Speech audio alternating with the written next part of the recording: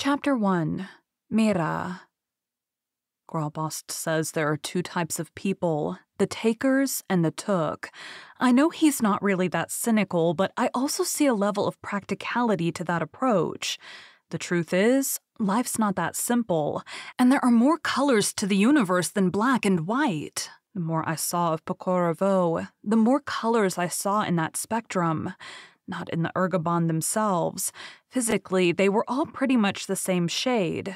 Kind of a pale yellow, not quite green, and they mainly seemed to be just under 4.5 feet tall, so at 5'2", I was hard to disguise. That's the thing, though. I was in disguise.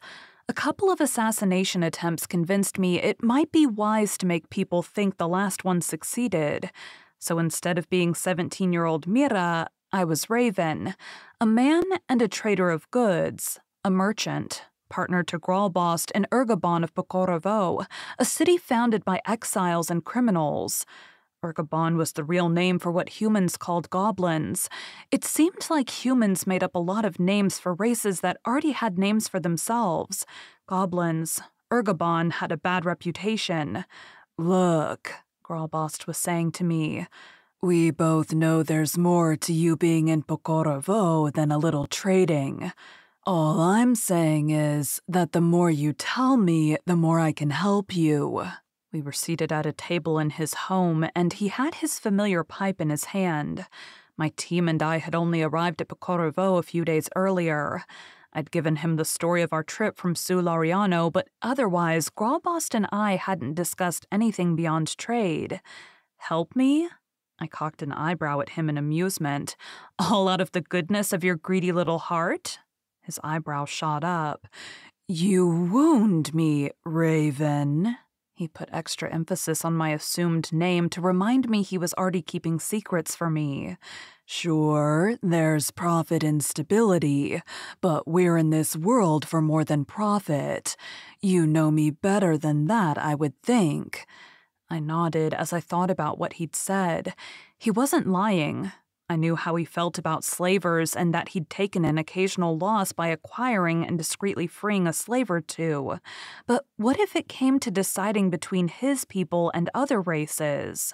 I'll tell you what, I said. Let's speak hypothetically. I noticed the flash of victory that showed in his eyes before he had a chance to hide it. All right, he nodded.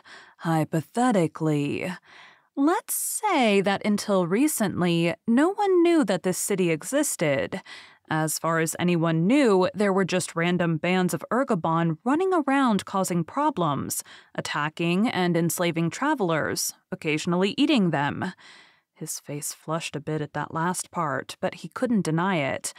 You could see how some might think it would be a good idea to get together and just eradicate these bands. Yes?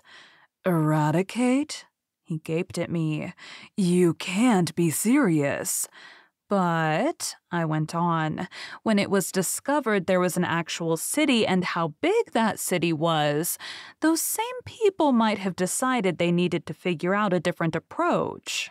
His eyes narrowed as he put his first reaction behind him and started to examine the problem objectively, drawing from his pipe as he thought. And there are really only so many different approaches they could take, he mused. Right, I nodded. But in all cases, the approach would have to result in ending the attacks and the slavery. Slavers. He looked like he had a bad taste in his mouth. That's going to be tough. He met my eyes. A lot of powerful people, and not just in Pokorovo, make a great deal of money in the slave trade. They aren't going to want to let that go. So if you were trying to solve this little problem, what would be your solution?